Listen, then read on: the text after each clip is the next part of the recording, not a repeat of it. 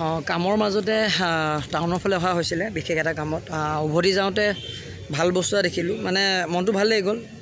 অলপকৈ হ'লেও কিবা এটা কৰাইছে আমাৰ শিৱসাগৰৰ যিখন পুৰণি দিখৌ দলং সেইখন ৰং কৰাইছে আৰু আমাৰ PWD বিভাগৰ পৰা কৰাইছে বুলি খবৰটো পালোঁ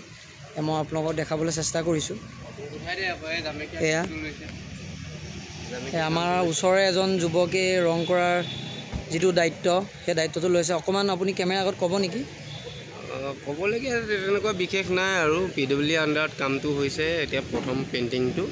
পিছৰ পৰ্যায়ত যদি এইটো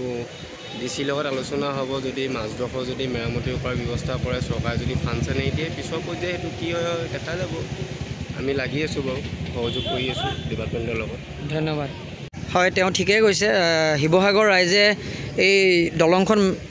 সংৰক্ষিত কৰাৰ কাৰণে বহু দিনৰ পৰা চেষ্টা কৰি আছে অহৰহ চেষ্টা কৰি আছে কিন্তু এতিয়ালৈকে তেনেকুৱা কোনো ফল ধৰা নাই কিন্তু কিবা এটা আশা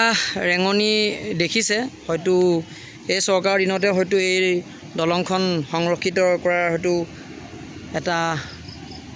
ভাল চিন্তা আহিব আমাৰ মাজত আৰু সেই চিন্তাটো আৰু সেই পৰ্যায়টো পাবলৈকে আমি শিৱসাগৰ ৰাইজে সকলোৱে আশাবাদী